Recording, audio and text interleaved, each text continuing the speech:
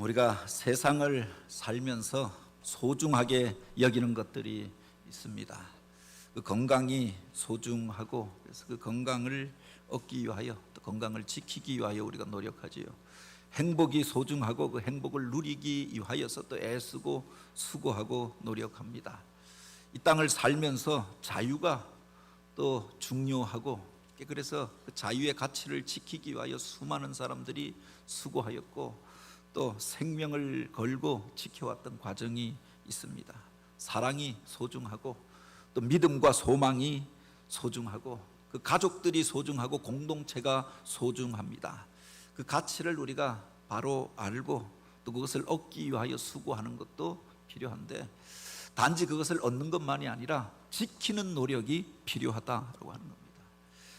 각 사람들이 가지고 있는 그 자기의 존귀함들이 있고 그 권리가 있지 않습니까? 그 권리를 우리가 누리고 살려고 하면 그 나라의 법과 규칙을 지켜야 합니다. 지키지 않고 권리만 얻으려라고 하면 문제가 생기게 되는 것 아닙니까? 바로 이 땅 가운데에서 자유의 가치가 소중하기 때문에 그 자유를 지키기 위하여 많은 사람들이 희생하면서 또 그렇게 지켜왔던 과정이 있습니다. 그런데 우리가 그것을 제대로 지키지 않으면 한순간에 우리가 가지고 있는 자유가 또는 그 민주주의의 가치들이 무너질 수 있다라고 하는 겁니다. 아침마다 이렇게 새벽에 주님 앞에 나와 기도하고 또 아침마다 운동하시는 우리 어느 권사님이 그 이야기를 하는 겁니다. 어떻게 이 더운 날 또 비가 와도 그렇게 빠지지 않고 새벽 기도 오시고 또 그렇게 운동하십니까? 그랬더니 하는 게 좋아서 하는 게 아니라 살려고 하는 겁니다. 그렇게 이야기하시는 겁니다. 건강의 위기가 오게 되어졌을 때 오늘 우리가 그 가치들을 새삼 깨닫게 되어지잖아요. 그래서 살려고라도 그 건강을 지키기 위하여서 힘들지만 어렵지만, 그래서 우리가 노력하면서 땀 흘리면서 피곤하더라도 바로 내 자신의 것들을 지키기 위하여서 그렇게 애쓰고 수고하는 것 아닙니까? 무엇인가를 얻는 것도 소중하지만 그것을 지키는 노력들이 필요하다라고 하는 겁니다. 오늘 우리가 읽은 이 본문에 보면 잠언 기자가 그렇게 이야기합니다. 모든 지킬 만한 것 중에 더욱 내 마음을 지키라. 생명의 근원이 이에서 남이니라 라고 하였습니다. 세상에 우리가 소중하게 여기고 지켜야 할 것들이 있습니다. 그 중에서 더욱 우리가 지켜야 할 것들이 있는데 내 마음을 지키라 라고 했습니다. 행복이라고 하는 것, 이것도 사실은 내 마음에서부터 시작되잖아요. 물질이 많다고 어느 자리에 올라간다고 해서 행복한 게 아니고, 가져도 채워지지 않는 욕망과 욕구가 있지 않습니까? 결국 그 행복이라고 하는 것은 마음으로부터 시작되어지는 거죠. 건강이라고 하는 것도 그 마음에서부터 시작된다고 이야기합니다. 물론 유전적인 요인도 있고 환경적인 요인도 있습니다. 그런데 그 사람이 그 마음을 놓아버리면 어느 순간 그가 똑같은 환경 속에 있는데 하루아침에 건강을 잃어버리게 되어지는 겁니다. 혹독하고 어려운 여건 속에서 살아도 그가 담대한 마음을 품고 있으면 그 환경을 극복하고 유전적인 요인도 극복하면서 살게 되어지는 거죠. 생명이 이에서 남이라 라고 하였습니다. 그가 어떤 마음을 품느냐에 따라서 살기도 하고 죽기도 한다. 어떤 사람은 넉넉히 살 수 있는 환경인데 마음을 잘못 먹어서 그래서 자기 생명을 포기하는 이들도 있습니다. 어떤 이들은 죽을 수밖에 없는 상황인데 그 마음을 다잡고 그래서 그 환경과 조건을 극복하고 그래서 생명을 얻고 살기도 하더라라고 하는 겁니다. 그 모든 것들이 내 마음에서부터 시작되어진다. 동양 철학에서 이것을 가리켜 일체 유심조라고 이야기합니다. 마음으로부터 이 세상의 모든 것들이 시작되어진다라고 하는 겁니다. 오늘 우리들의 마음속에는 무엇이 담겨져 있습니까?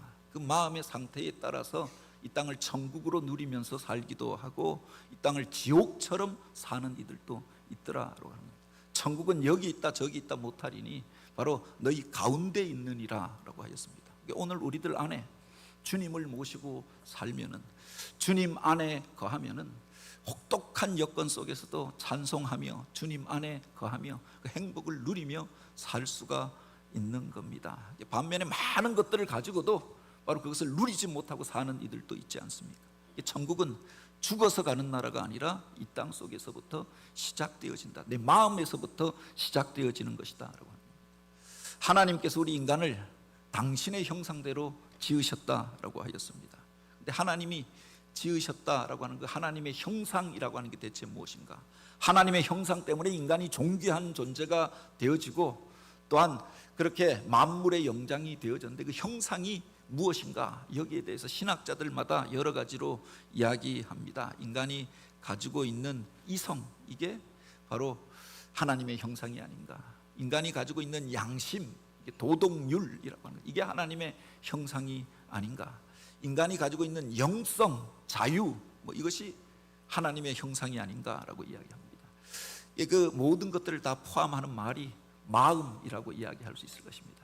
바로 그 영혼이 담기는 곳, 그 영성이 담기는 곳이 마음이잖아요.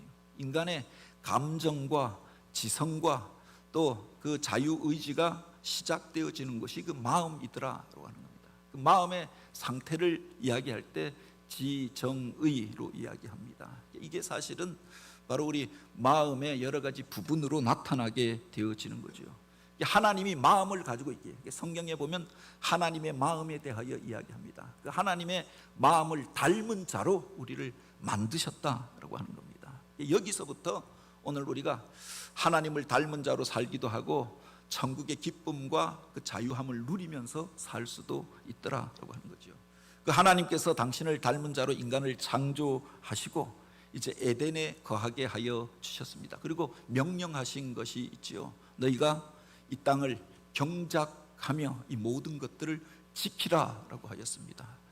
인간만 만들었는데, 아담만 먼저 만들었는데 대체 무엇으로부터 지키라라고 명령하셨는가? 이 천지 만물을 그렇게 지으신 하나님께서 이것을 너희가 다스리라, 그리고 아름다운 것들로 가꾸고 경작하라라고 말씀하시고 그 세 번째로 주셨던 말씀이 그것을 지키라라고 하였습니다. 대체 무엇으로부터 지키라라고 하는 말인가?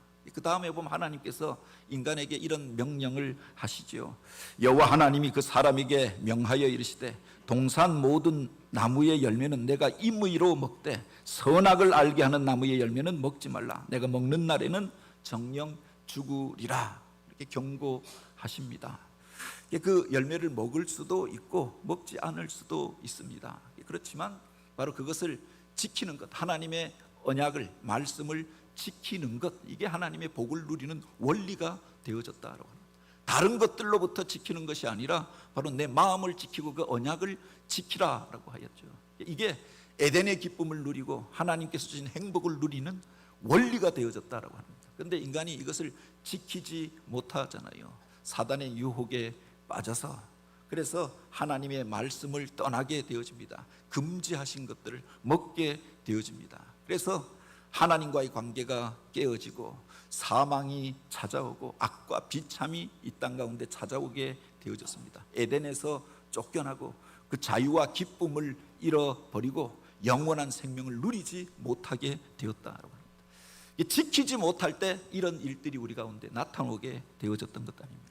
하나님께서 우리 인생을 보실 때 주목하여 보시는 것이 있다라고 했습니다. 바로 사무엘상 16장에 보면은 이새의 집에 사무엘을 보내서 그가 그 이새의 큰아들 엘리압을 보고 그 기골이 장대하고 또 그 용모가 아름다운 것들을 보고 그에게 기름을 부으려고 합니다. 그때 하나님께서 그를 책망하시면서 주셨던 말씀이 있죠. 나의 보는 것은 사람의 보는 것과 같지 아니하니 사람은 외모를 보거니와 나 여호와는 그의 중심을 보느니라 라고 했습니다. 그러니까 하나님께서 주목하여 보는 게 있다라고 했습니다. 그의 중심을 보신다라고 하는 거죠.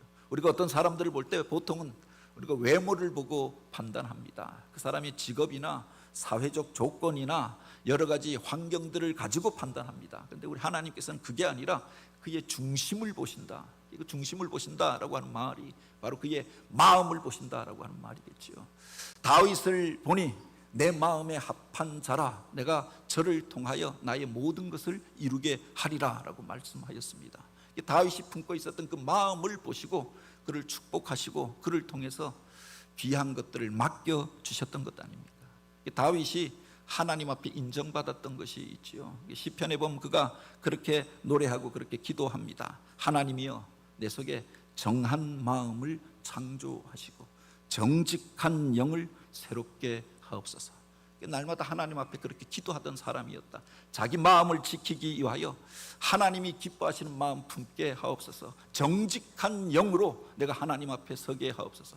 기도하던 그를 기뻐하였다라고 하는 겁니다. 내가 주께 범죄하지 아니하리 하여 주의 말씀을 항상 내 마음에 두었나이다. 다윗이 그렇게 고백합니다. 자기 마음을 지키기 위하여, 죄악의 유혹을 이기기 위하여 그 말씀을 날마다 묵상하던 그 사람, 그를 하나님께서 기뻐하시고 내 마음에 합한 자라 인정하시고 축복하였던 거죠.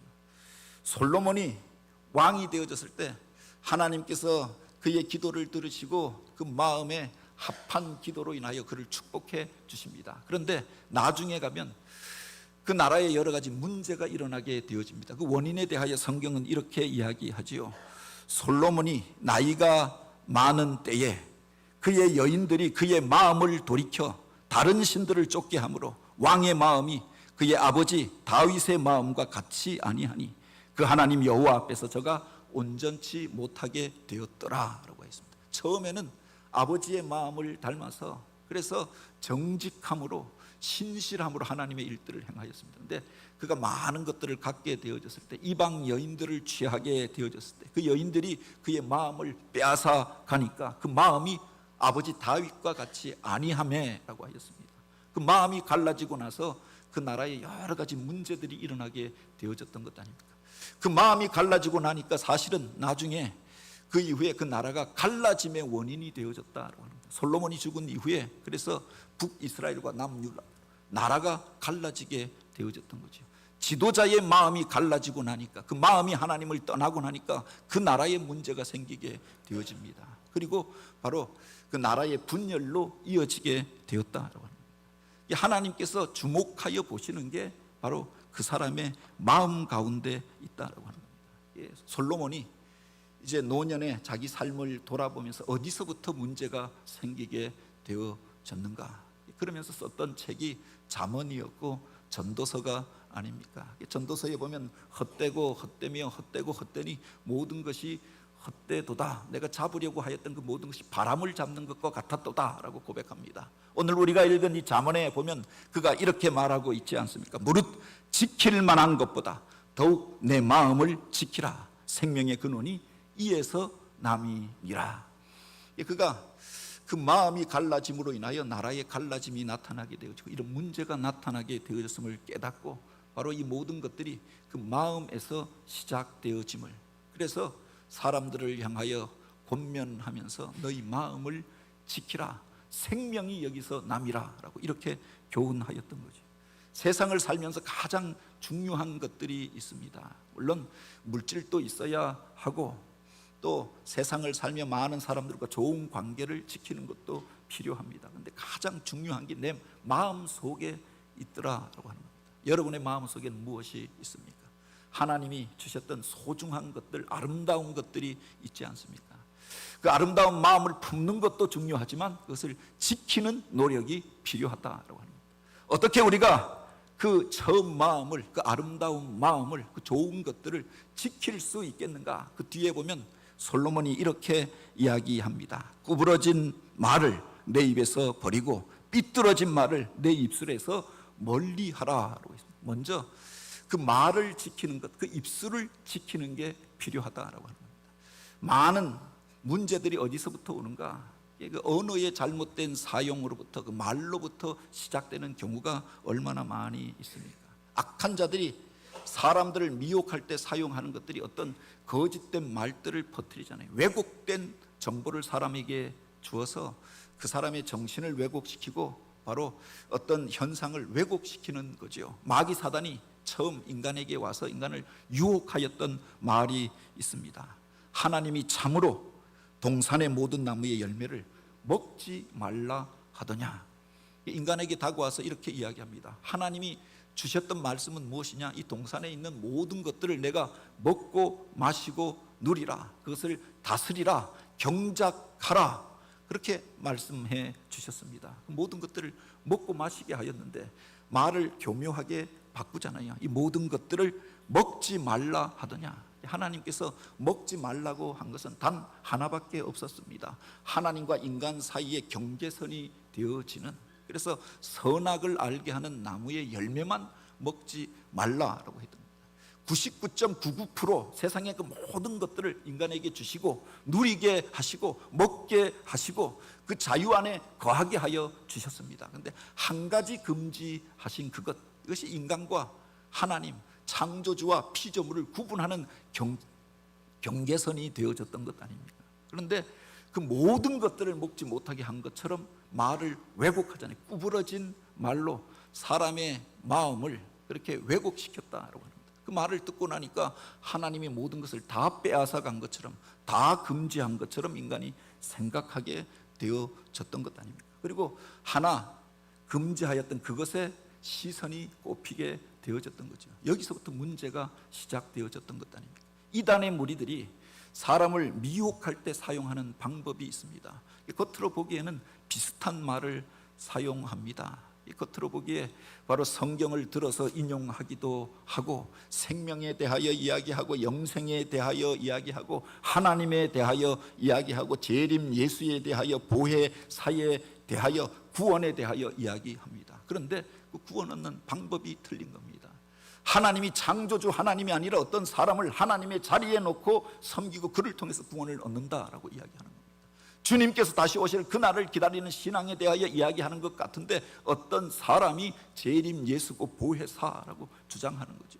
이게 비슷한 말들을 하는데 더 명확하게 하는 것처럼 들려지는 겁니다. 그 구부러진 말로 사람들을 왜곡하여서 왜곡된 신앙에 이단에 빠지게 하는 거죠. 한번 이단에 빠지고 나면은 그 다음부터 의사소통을 할 수가 없는 겁니다. 우리가 가지고 있었던 이 선한 개념들, 좋은 개념들을 왜곡시켜 놓았던 거죠. 한번 개념을 망가뜨리고 나면은 그 다음부터 바른 대화가 불가능해지더라라고 합니다. 화살을 쏘을 때 구부러진 화살을 쏘으면은 이게 바로 나아가는 것이 아니라 관역을 향하여 나아가는 것이 아니라 엉뚱한 방향으로 날아가게 되는 것 아닙니까? 그래서 관역에 나아가서 이게 바로 그 정중앙을 맞추는 게 아니라 엉뚱한 방향으로 나아가서 내 이웃을 상하게 하는 것이 되어지는 거죠.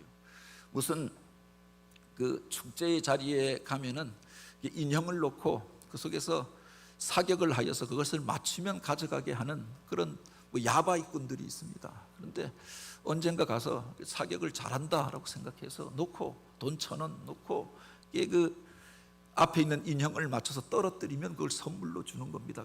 몇천 원짜리니까 그래서 1,000원 내고 저걸 받아서 선물로 주면 좋겠다. 그런데 아무리 싸도 바로 가지 않는 겁니다. 나중에 보면은 그 총구가 조금 휘어져 있습니다. 총열을 조금 비틀어 놓은 겁니다. 그러면은 아무리 그가 관역을 향하여서 바로 보고 쏜다라고 해도 그게 바로 나가는 게 아니라 엉뚱한 방향으로 나아가게 되는 거죠. 말이라고 하는 것이 이와 같으라라고 합니다. 조금 그 말을 비틀어 놓고 나면은 구부러진 말을 내 입에서 버리고 삐뚤어진 말을 내 입술에서 멀리하라라고 했습니다. 마귀 사단이 인간을 미혹할 때 이런 구부러진 말로 미혹한다라고. 그래서 방향을 벗어나게 하는 것, 관역을 벗어난 화살을 가리켜서 바로 하마르티아, 죄라고 하는 말이 여기서부터 나왔다라고 했습니다. 그 말을 왜곡함으로 인하여서 사람을 왜곡된 자리로 이끌어 가더라라고 하는 거죠. 사람의 입에서 나오는 그 열매로 말미암아 저가 만족하게 되느니라. 사람의 죽고 사는 것이 그 혀의 권세에 달렸나니 혀를 쓰기를 좋아하는 자는 그 열매를 먹게 되리라라고 했습니다. 입이 중요하고 말이 중요한 이유가 바로 여기에 있지요. 바로 베드로 사도는 마지막 때를 사는 성도들을 향하여 그렇게 이야기합니다. 생명을 사랑하고 좋은 날 보기를 원하는 자는 혀를 금하여 악한 말을 그치고 그 입술로 거짓을 말하지 말고 악에서 떠나 선을 행하고 화평을 구하며 그것을 따르라라고 하였습니다. 사람들 가운데 진실을 말하는 것 같지만 오늘날 얼마나 많은 거짓말들이 세상을 향하여 범람하고 있습니까? 그것을 쫓아가다가 왜곡된 신앙 가운데, 왜곡된 자리 가운데 거하게 되는 것 아닙니까? 악한 자들은 악한 말을 하고 의인은 의로운 말들을 하더라. 그 말을 통해서 그 사람을 우리가 분리하고 알게 되어지는 거죠. 천사의 말을 하면 천사를 불러들이게 되어지고 악마의 말을 하면 악마를 불러들이게 된다라고 했습니다. 어떤 사람들은 입만 열면 저주하고 욕하고 또 그렇게 악한 욕설들을 내뱉는 이들이 있습니다. 이게 악한 것들을 불러들이는 행위가 아니냐라고 합니다. 오늘 우리는 어떤 말들을 하고 살아가고 있습니까? 이전에 한번 예화 때 사용했던 말인데요, 어느 목사님이 시골에 부임하게 되었다라고 합니다. 그 동네 사람들을 보면은 늘 먼저 인사해야겠다라고 생각해서 새벽 기도를 끝나면 동네 한 바퀴를 돌면서 만나는 사람들에게 샬롬 이렇게 인사를 했다라고 합니다. 그런데 새벽마다 도는데 어떤 한 사람을 매일마다 만나게 되어지는데 이 사람은 인사를 해도 받지를 않는 겁니다. 오히려 인상을 쓰고 싸우려고 하는 그렇게 그 반응을 보이는 겁니다. 대체 이 사람은 왜 그럴까? 그럼에도 불구하고 그 사람을 보고 또 그 다음 날에도 보면은 샬롬 이렇게 인사하고 갔다라고 합니다. 이 사람이 누구냐? 서울에서 직장 다니다가 중병에 걸려서 그래서 병원에서 고칠 도리가 없다라고 이야기하니까 그가 이제 직장도 정리하고 생활도 정리하고 이제 고향에 내려가서 내 인생을 정리하는 시간을 가져야겠다라고 생각하고 그곳에 내려왔던 겁니다. 그래도 그가 건강을 그렇게 지켜야겠다, 매일 누워서 있을 수만은 없지. 그래서 일어나서 운동하려 나오는데 나올 때마다 그 목사를 만나는 겁니다. 근데 이 목사가 이야기하는 게 샬롬이라고 이야기하는 겁니다. 그래서 이 말이 너무 기분 나쁜 겁니다. 이 사람이 말이 짤래, 무슨 안녕하세요도 아니고 누굴 보고 처음 봤는데 살놈 죽을 놈 이렇게 이야기하나. 그래서 욕한다라고 생각했더니 이놈 저놈 하고 간다. 근데 집에 와서 생각해 보면 이 말이 의미가 있는 겁니다. 살놈. 그런데 어제도 그러더니 그래서 기분 나빠서 확 싸울까 하다가 돌아왔는데 그 다음 날 또 보더니 웃는 낯에 또 샬롬 하고 하는 겁니다. 집에 와서 그 말이 자꾸 귀에서 맴도는데 생각해 보니 그래도 그 사람이 새벽 기도하고 하나님 말씀 전하는 사람인데 날 보고 웃으면서 살롬이라고 이야기하는 게 이 속에 무슨 예언적 의미가 담겨져 있지 않겠나. 그래서 세상에서 소망을 찾을 수 없었던 그 사람이 그 교회에 한번 나가게 되었다라고. 새벽 시간에 나아가서 한번 앉아 있다 보니까 하나님의 말씀을 듣게 되었던 겁니다. 주일날 또 가서 앉아 있으면서 하나님의 말씀을 듣게 되어졌던 거죠. 그러면서 그 마음속에서 믿음이 생기게 되었던 겁니다. 그리고 나중에 그 살롬이라고 하는 말이 바로 평화를 빈다라고 하는 말로 이렇게 깨닫게 되어졌던 거죠. 몇 달이 지나서 그가 병원에 정기 검진을 받으러 와서 보니까 그 몸속에 암세포가 그렇게 번져가서 고칠 도리가 없다. 그날을 준비하십시오. 그래서 시골에 내려갔는데 그 암세포가 녹아져 있는 것을 그가 발견하게 되었다라고 하는 겁니다. 이제 내가 살아야지라고 생각하고 하나님의 말씀 붙들고 기도하기 시작하면서 세상에서 고칠 수 없는 병에 고침을 받게 되었더라라고 하는 겁니다. 오늘 우리가 어떤 말을 붙들고 사느냐라고 하는 게 중요하지 않습니까? 어떤 사람이 서운하게 하였던 그 말을 붙들고 내가 복수하리라라고 사는 사람은 그것 때문에 내가 먼저 죽게 되어지는 것 아닙니까? 그런데 그 말을 좋게 듣고 하나님의 음성으로 듣고 하나님의 말씀 앞에 내 자신을 세웠던 그 사람, 그가 살게 되는 줄 믿으시기 바랍니다. 더하여 오늘 본문에 보면 이렇게 이야기합니다. 내 눈은 바로 보며 내 눈꺼풀은 내 앞을 곱게 살펴라고 했습니다. 보는 것이 또한 중요하다라고 하는 겁니다. 그 사람의 말과 그 사람의 행동은 보는 것에서부터 시작되어지잖아요. 그 사람의 마음에 가장 중요한 영향을 끼치는 것 중에 하나가 보는 것이더라라고 하는 겁니다. 마귀 사단이 인간을 유혹할 때 바로 그 말로 유혹했습니다만 그 말을 듣고 그가 선악과 열매를 보니까 보암직도 하고 또 지혜롭게 할 만큼 탐스럽기도 한지라라고 하였습니다. 그래서 당장 눈에 보기에 좋은 것들을 쫓아서 행하면서 그가 범죄하게 되어지고 타락하게 되어지고 보다 소중한 것들을 잃어버리게 되었던 것 아닙니까? 아브라함과 롯이 가나안 땅에 이르러서 갈라서게 되어집니다. 아브라함은 하나님의 말씀을 붙들고 당장은 척박하지만 눈을 들어서 하늘의 것들을 바라보았습니다. 그런데 롯은 당장 눈앞에 보여지는 것들을 보았던 것 아닙니까? 물이 많고 사람들이 많이 모여 살고 도시가 형성되어져 있는 그것이 살기에 좋은 것이다 라고 생각하여서 내려갔습니다. 그가 내려갔는데 어디까지 갔느냐?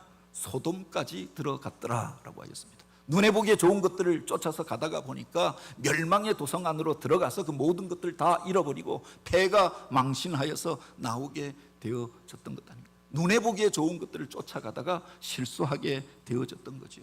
오늘 우리는 무엇을 보고 살아가고 있습니까? 그 사람이 매일 보는 것이 사실은 내 마음과 내 생각에 영향을 끼치게 되어지는 것 아닙니까? 올해를 시작하면서 우리가 성경 통독 운동을 시작한 이유도 바로 여기에 있습니다. 말씀을 가까이 하자. 그 말씀을 가까이 하는 자들이 하나님의 뜻을 분별하고 하나님의 마음을 품게 되어지는 거죠. 여호와의 교훈은 정직하여 내 마음을 기쁘게 하며 여호와의 계명은 순결하여 우리의 눈을 밝게 하는 도다라고 했습니다. 오늘 우리를 현혹하는 것들이 얼마나 많은 세상 가운데 우리가 살아가고 있습니까? 내 눈을 밝게 하기 위하여 바른 것들을 분별하기 위하여 하나님의 말씀 앞으로 나아가는 저와 여러분이 되길 원합니다. 세상에 유혹하는 것들 그것을 쫓아가다가 타락하여서 처음 마음 잃어버리고 멸망의 도성 가운데 거하는 자가 아니라 그 눈을 지켜서 하나님이 주신 소중한 것들을 지켜 행하는 저와 여러분이 되기를 원합니다. 그리고 세 번째로 그렇게 이야기합니다. 내 발에 행할 길을 평탄하게 하며 내 모든 길을 든든히 하라. 좌로나 우로나 치우치지 말고 내 발을 악에서 떠나게 하라라고 하였습니다. 그렇게 그 하나님의 말씀을 듣는 자들이 이제 그 말씀을 쫓아 행할 때 하나님이 언약하신 복을 받고 누리게 되어지는 거죠. 약속의 땅 앞에 서서 모세가 이스라엘 백성들에게 하였던 그 말이 있습니다. 내 하나님 여호와께서 너희에게 명령하신 대로 너희는 삼가 행하여 좌로나 우로나 치우치지 말고 내 하나님 여호와께서 너희에게 명하신 모든 도를 행하라. 그리하면 너희가 살고 복을 얻어서 너희가 얻은 땅에서 장구히 거하게 되리라 라고 했습니다. 우리가 생명 있는 삶을 살고 복을 얻고 누리며 또 그 땅 가운데서 하나님께서 함께 하시는 삶을 살아가는 원리가 바로 여기 있다. 하나님의 말씀을 들을 뿐만 아니라 지켜 행하는 자가 복이 있다라고 하였습니다. 특별히 세상 가운데 오늘 우리를 왜곡하는 많은 것들이 있죠. 그래서 좌로나 우로나 치우치지 말라라고 하였습니다. 물론 세상 가운데 좌도 필요하고 우도 필요합니다. 오른손도 있고 왼손도 있잖아요. 새는 두 날개로 같이 날아오르죠. 좌도 필요하고 우도 필요합니다. 앞을 향하여서 한 발짝 더 나아가자, 새 일들을 행하자, 이게 진보라고 하면 보수라고 하는 것은 소중한 것들을 지키자라고 하는 게 보수 아닙니까? 소중한 것들을 지키고 또 그래서 오늘 우리가 하나님께서 명하신 그 자리를 향하여 앞으로 나아가는 게 필요하지요. 그런데 여기서 성경이 말하고 경계하고 있는 것들이 있습니다. 좌로나 우로나 치우치지 말라라고 하는 겁니다. 그 모든 것들이 다 필요 없고 오늘 우리들 가운데 지켜야 할 소중한 가치들을 다 부수어 버리고 그래서 무조건 이 세상을 뒤집어 보자, 이게 극좌가 아닙니까? 좌로 돌다 보면은 제자리에서 맴돌면서 우리가 살아가는 삶의 터전을 부서뜨리고 마는 거지요. 오늘 우리가 가지고 있었던 무엇 하나 때문에 움직이지 말고 이것을 거역하는 모든 이들을 가만둘 수 없다라고 해서 지키려고 하는데 그 속에서 싸움과 분쟁을 만들어내는 것들이 극우가 아닙니까? 좌로나 우로나 치우치는 것이 문제가 되어진다라고 하는 겁니다. 이 앞으로 가는 게 아니라 새 것을 이루는 것이 아니라 무엇을 지키는 것이 아니라 스스로를 파괴하는 것들이 되어지는 것 아닙니까? 치우치면은 왼쪽으로 돌면 돌아서 제자리에 오게 되어져 있는 거죠. 오른쪽으로 돌아도 제자리에 오게 되어져 있다라고 합니다.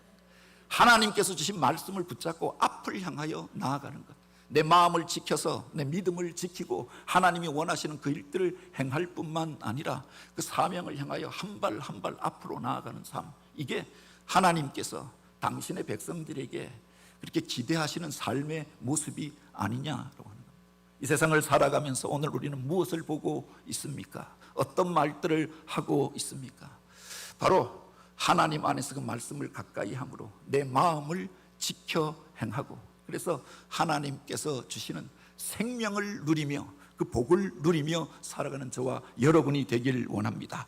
오직 너는 마음을 강하게 하고 담대히 하여 내 종 모세가 내게 명한 말씀을 지켜 행하고 좌로나 우로나 치우치지 말라. 그리하면 어디로 가든지 형통하리라 라고 하였습니다. 하나님께서 주시는 형통의 복을 받아 누리는 원리가 바로 여기에 있는 줄 믿습니다. 무엇보다 너희 마음을 먼저 지키라. 유혹이 많은 세상 가운데서 우리 마음을 지켜 행함으로 하나님이 주신 복과 은혜를 누리고 형통함으로 하나님의 뜻을 이루어가는 교회, 믿음의 백성들, 주님의 성도들이 되어지길 주님의 이름으로 축복합니다. 같이 기도드립니다. 오 하나님,